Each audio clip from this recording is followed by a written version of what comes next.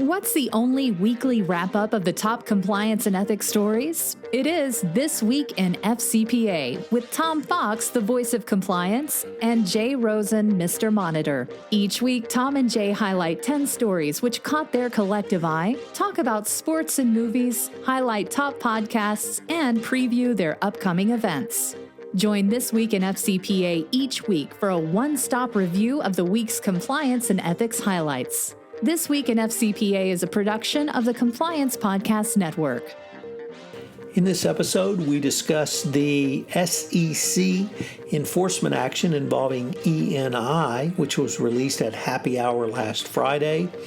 We take a look at a tenacious whistleblower who was awarded $27 million from Kevin LaCroix in the DNO diary, some COVID-19 scenarios that may play out for CCOs, Gemma Afioli explores, leaders' dirty hands and COVID-19, and another take on the issue.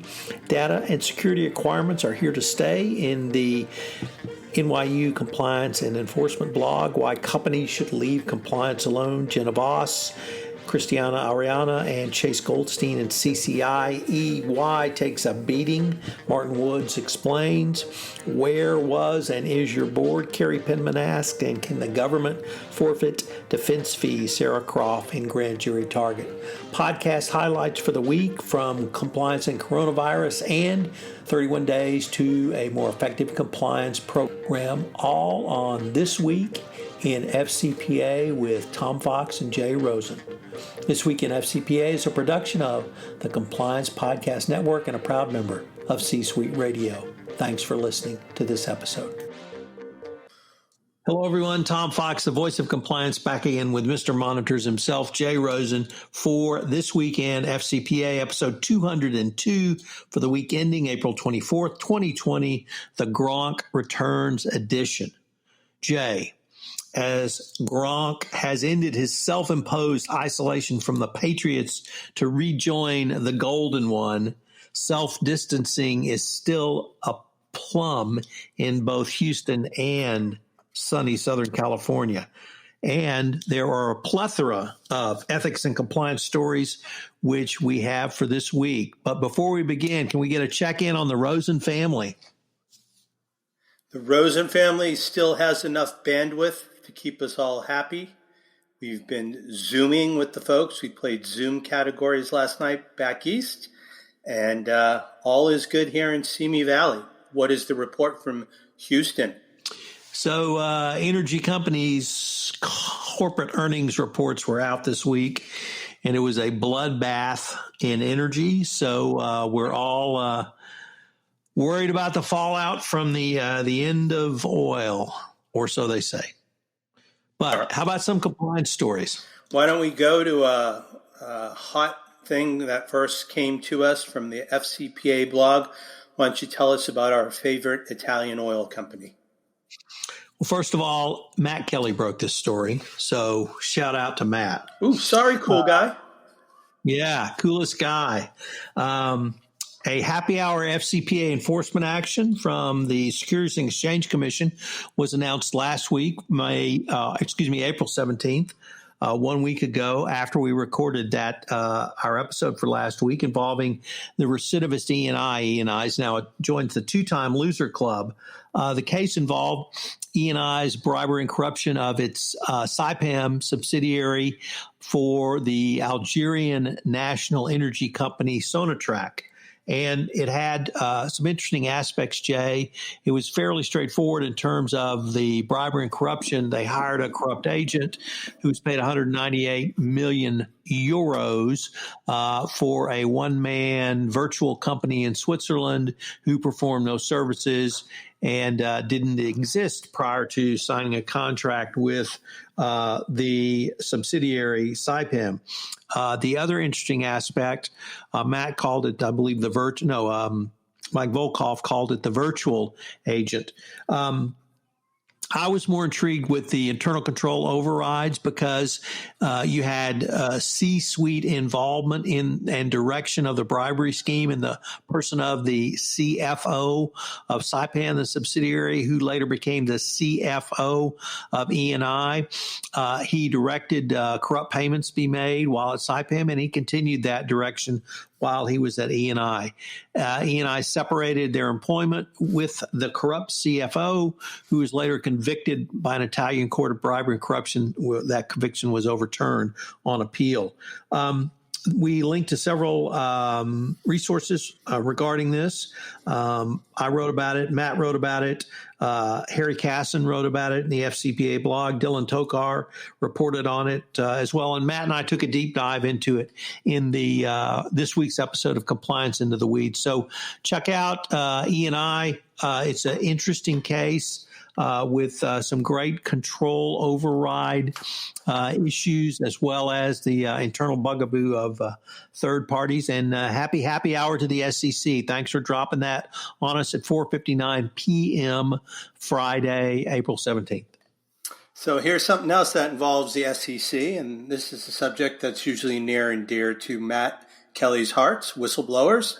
The article comes to us from Kevin LaCroix in his DNO diary. Tenacious SEC whistleblower awarded more than $27 million. This is from April 19th of this year. And the largest such award so far this year, the SEC has awarded more than $27 million to a whistleblower, an amount that the commission increased above staff recommendations in recognition that the whistleblower had repeatedly and tenaciously voiced his concerns about the misconduct within the organization before reporting. According to the commission's order, the whistleblower involved, quote, voluntarily provided information, unquote, to the commission that led to successful enforcement of a commission enforcement action. In keeping with the requirements of the Dodd-Frank Act and the commission's practices, the commission's order has taken steps to protect the anonymity of the whistleblower involved, and the agency also withheld the identity of organization involved as well. Despite the numerous redactions, there are a number of interesting things that Kevin drew from this announcement. First, the order states that the commission staff had actually recommended a lower award, but the commission chose to depart from the staff's preliminary recommendations and increase the award to the ultimate payout amount of $27 million. Second, while the order says little about the specific conduct alleged in the enforcement, the order does expressly note that, quote, hidden conduct, unquote, that was unearthed as a result of the whistleblowers occurred at least in part overseas. Third, in the press release, the commission reported that the award was the largest announced so far this year and the sixth largest since the time of the commission's first award in 2012. Fourth, the commission's press release also reports that with this award, the total amount of 79 awards the commission has made as part of the program has now reached approximately $425 million. And fifth, the order expressly states that in determining the amount of the award, it actively considered whether the whistleblower unreasonably delayed in reporting information to the commission. While there are a number of noteworthy aspects to this whistleblower award, the award's most noteworthy feature is its sheer size. The whole point of the whistleblower program was to provide prospective whistleblowers with financial incentives to come forward, and other large awards in the program's history is certainly large enough to capture prospective whistleblowers' imagination. Although the circumstances underlying the whistleblower award predated the current coronavirus outbreak, Kevin LaCroix found himself unable to think about this award without thinking about current circumstances arising from the pandemic. His concern is that companies struggle to regain their footing in the wake of the outbreak.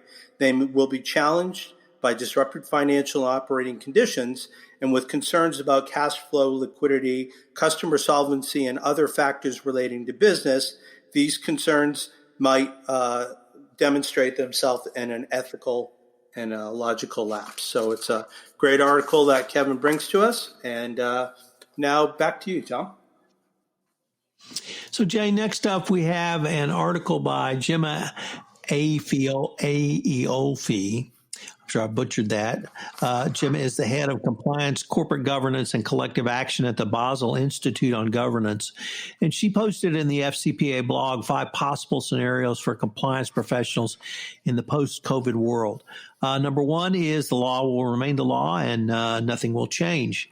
Number 2 is companies that have a reporting culture and an integrity culture will receive a competitive advantage in the marketplace.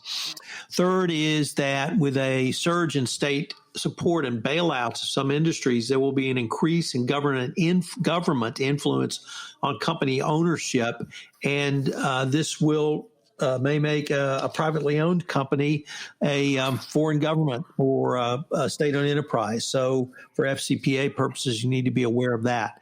What's vertical integration, and what's that going to mean? Obviously, that is a big issue now in supply chain in terms of just-in-time or lean supply chains.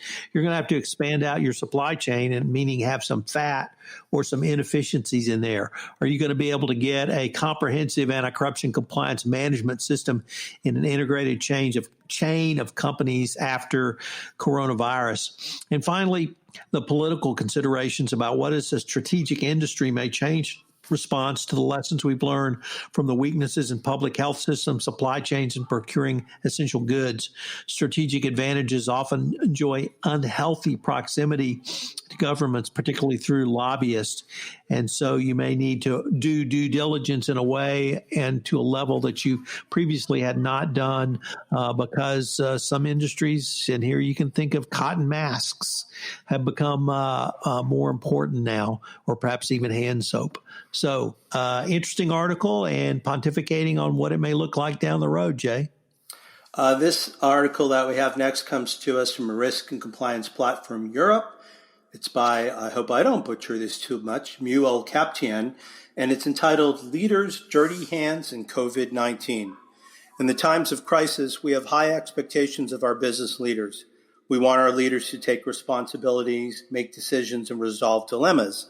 At such time, the main quality business leaders must possess is a willingness to get their hands dirty, because they will be asked to make the decisions that will harm people, no matter which way decide. Leaders must have faith in their employees who are working from home, show empathy and be humbled, focused, and self-confident. And other experts tell us that business leaders should now be driven, accountable, and long-term oriented. What characterizes a crisis is a nasty dilemma that requires those in charge to get their hands dirty. When such dirty hands dilemmas arise, fundamental values and principles are often at odds with each other. The problem of dirty hands is a concept derived from the political science that revolves around the question as to whether politicians' violations of moral principles are just during times of war.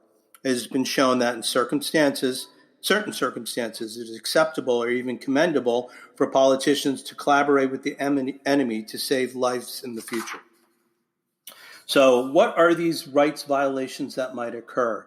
The problem of dirty hands is useful to companies in times of crisis. It demonstrates that all sorts of dilemmas are arising in which there is no such thing as a, quote, good, unquote, decision.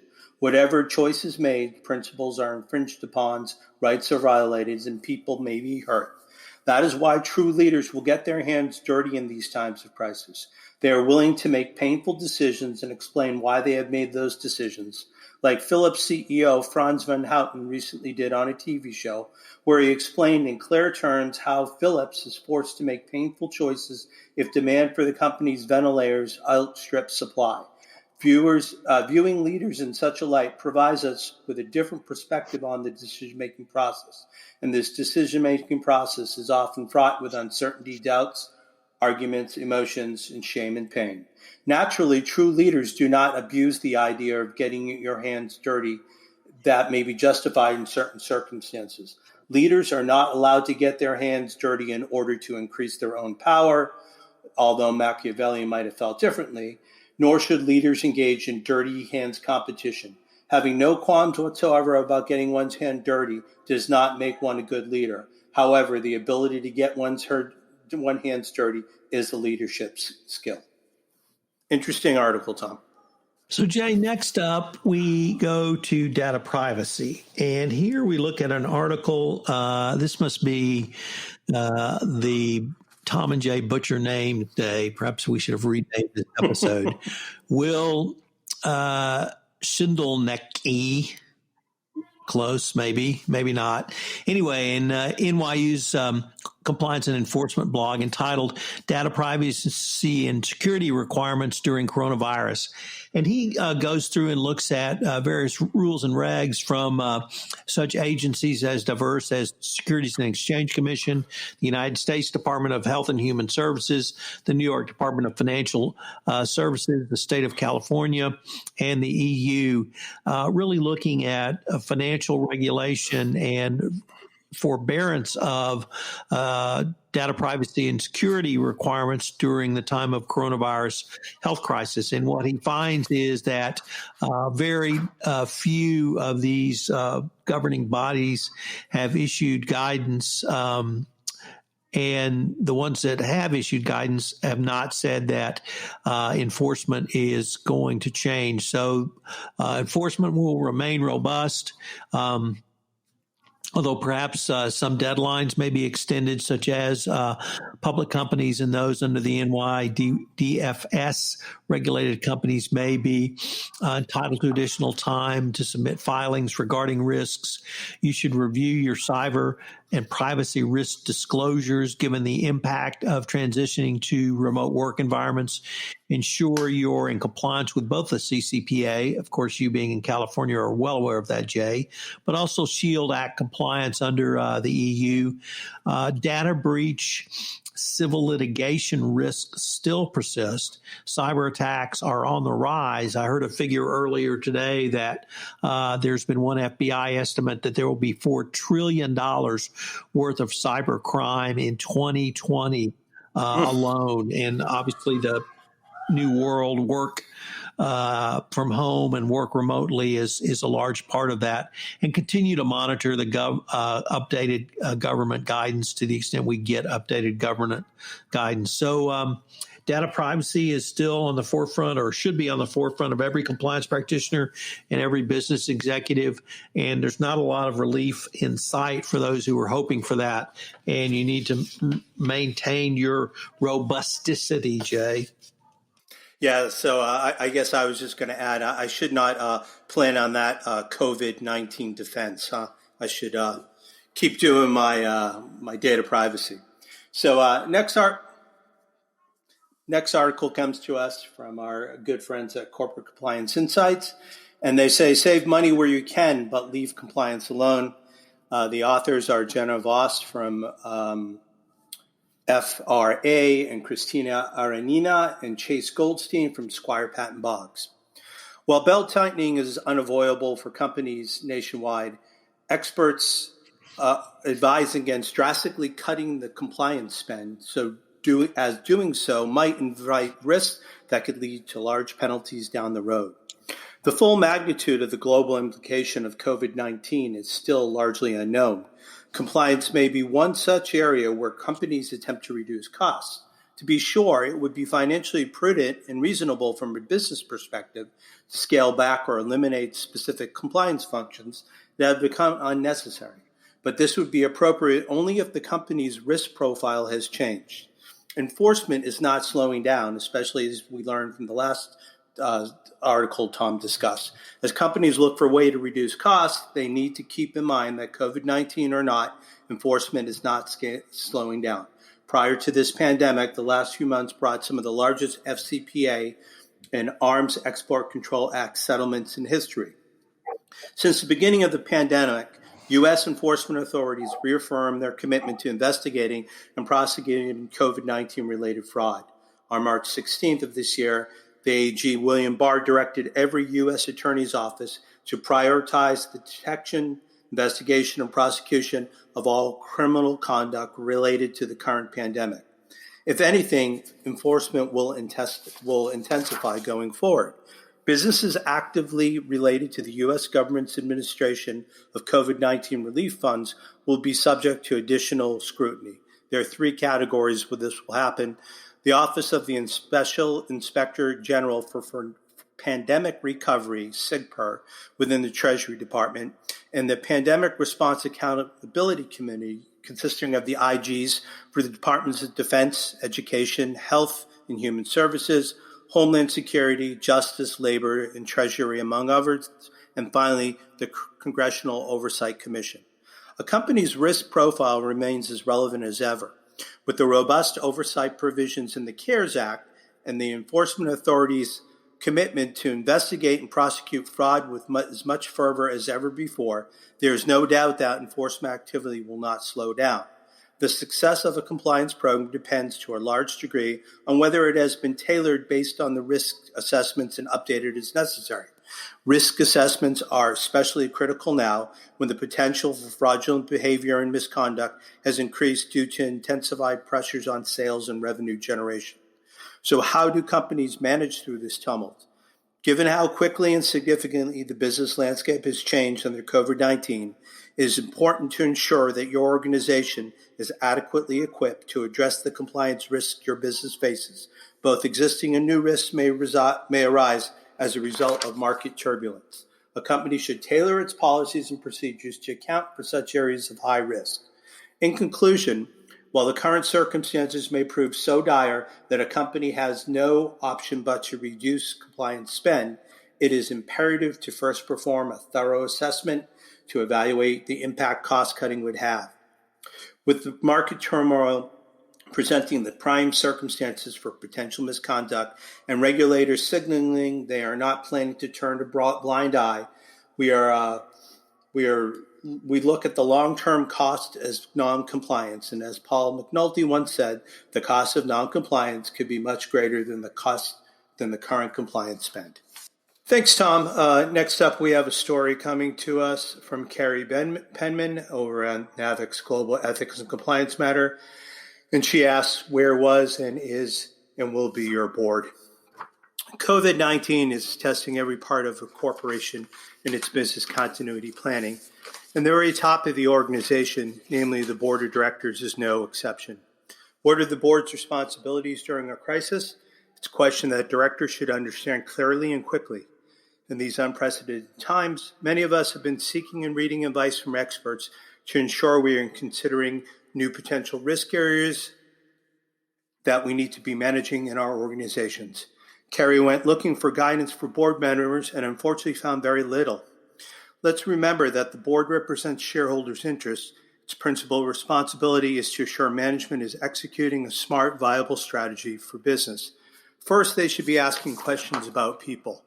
COVID-19 threatens a company by threatening its people. So first, boards need to understand how the company is monitoring and addressing those risks. For example, what will the board do if the CEO or other key executives get sick? Boards need to understand and prepare for executive succession. Second, how will the board itself perform its duties? Boards need to have their own plans for convening remotely, such as by video conference.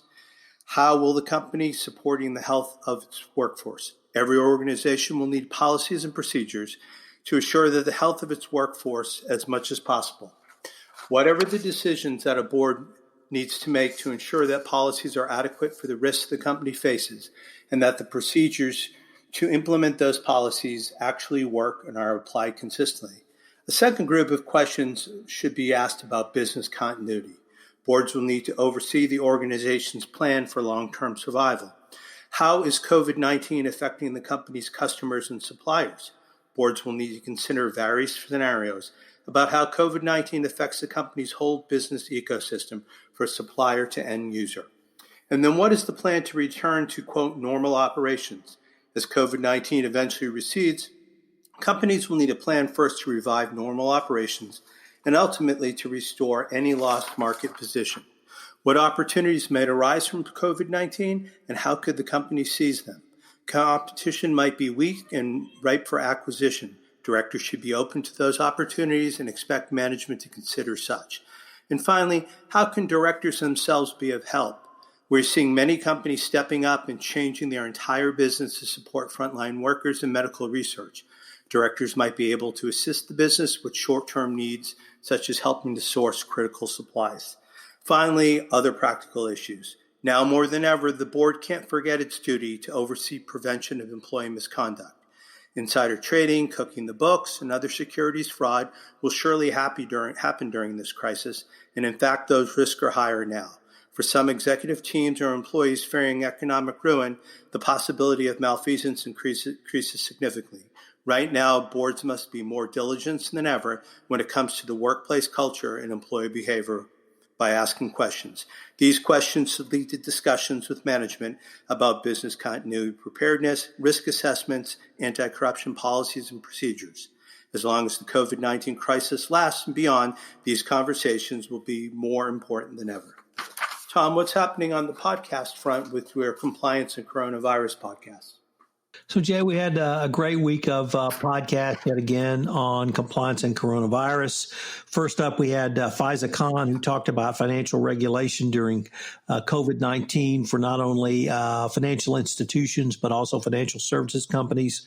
My lawyer, Gordon Firemark, LA entertainment lawyer, talked to us yesterday about force majeure. And then we had our first guest from India, Sundar Narayana, on a CCO using empathy during the coronavirus crisis.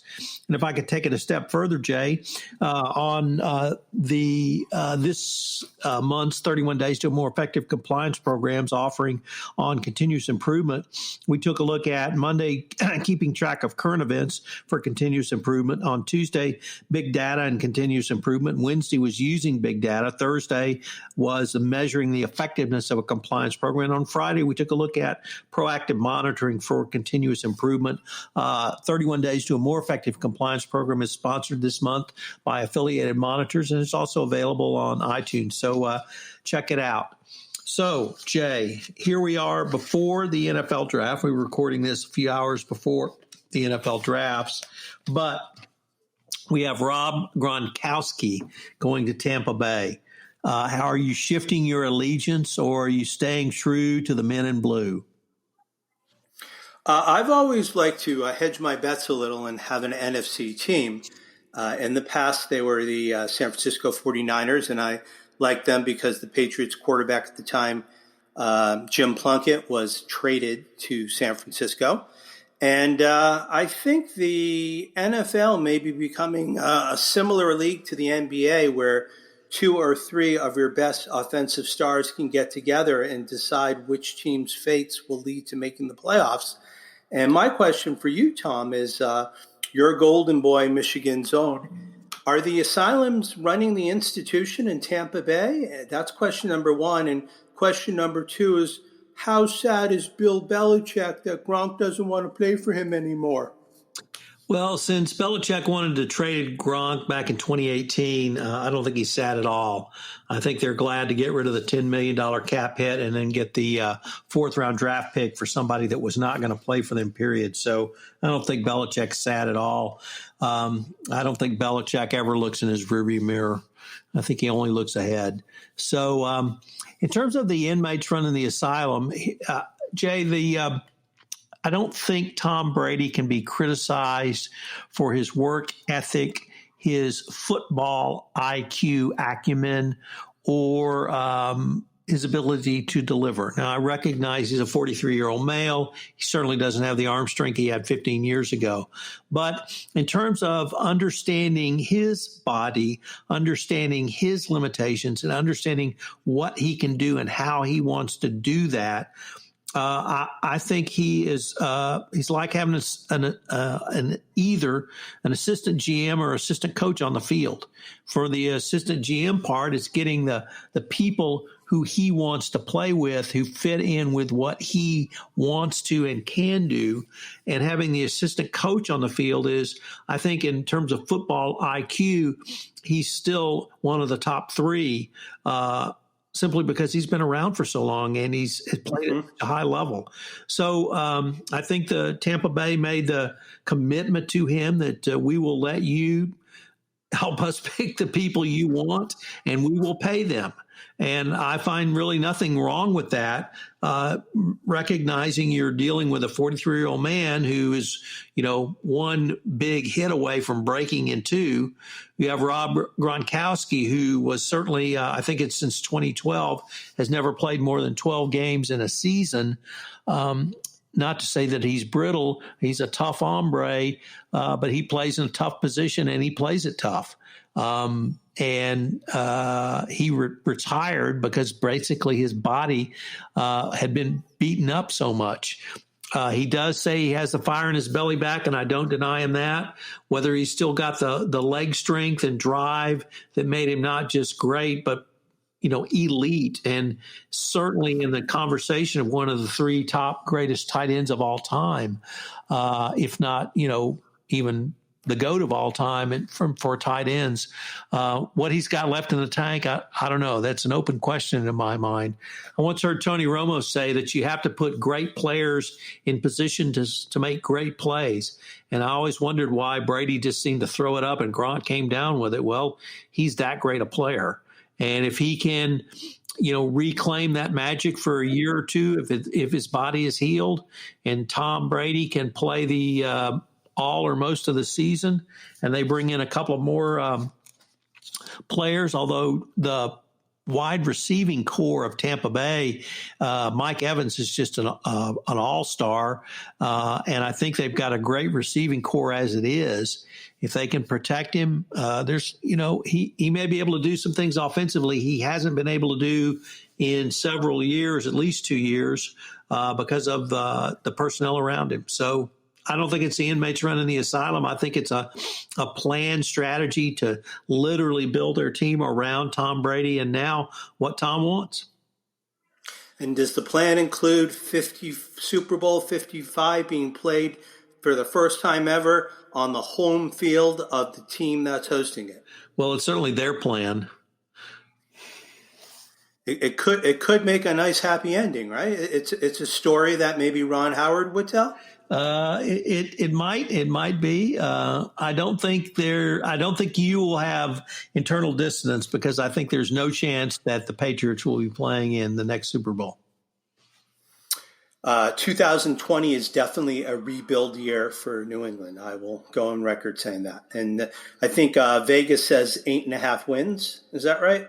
I think you're right. Yeah. All right. Anything to say about the Cowboys or anything else sporting on your mind? Nothing sporting on my mind. Oh, yes, we do have to talk about the Red Sox.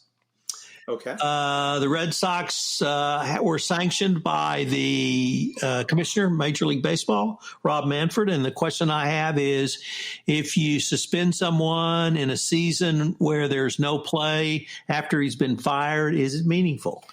We'll leave that philosophical question open for a later date. But Alex Cora was suspended 1 year, not for his actions as cheating while Red Sox manager, but for his actions cheating when he was with the Astros bench coach. The Red Sox lost a second-round draft pick and had a play-by-play videographer suspended for a year. Boy, that's a hell of a sanction. So Boston got off pretty light. Whether they didn't seem like they engaged in cheating to the extent of the Astros, there certainly wasn't not the drumbeat of drum beats on trash cans. There was only hand signals to runners at second. So although Boston apparently had the greatest batting percentage with runners in scoring position ever in 2018, it was limited to that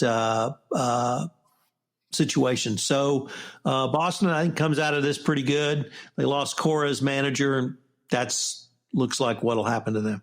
Your thoughts?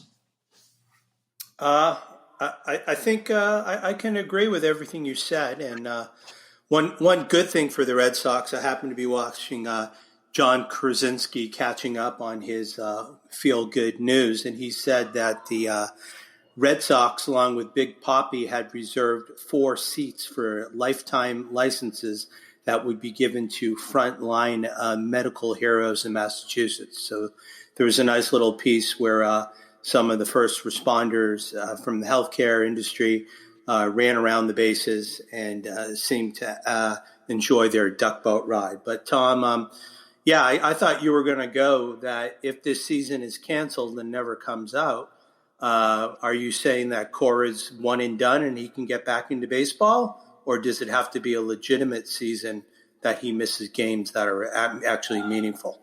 Well, based upon the commissioner's prior ruling that both Lunau and A.J. Hinch are eligible for rehire in 2021, no matter what happens to this season, I would ask if a cut tree falls in a forest, which no one hears, does it matter? That's where I was thinking. So let's leave it at that. Let's leave it at that sound of the tree falling in the woods. On behalf of Tom Fox, both the compliance evangelist and the voice of compliance, and myself, Jay Rosen, Mr. Monitor, would like to thank you for joining us for This Week in FCPA, episode 202 for the week ending April 24th, 2020, the Gronk Returns edition. We want to thank you for spending some of your week with us and wish you safety and health, and we look forward to talking to you next week. Thanks so much. Hello, everyone. This is Tom Fox. I'd like to thank you for listening to this episode of This Week in FCPA. If you have any questions, you can email me at tfox@tfoxlaw.com. You can email Jay at jrosen@affiliatedmonitors.com. I hope you'll join Jay and I again next week, where we take up some of the week's top compliance and ethics stories which caught our collective eyes. I hope you're staying safe out there, self-isolating as much as you can. This Week in FCPA is a production of the Compliance Podcast Network and a proud member of C-Suite Radio. We look forward to visiting with you again next week. Thanks so much for listening.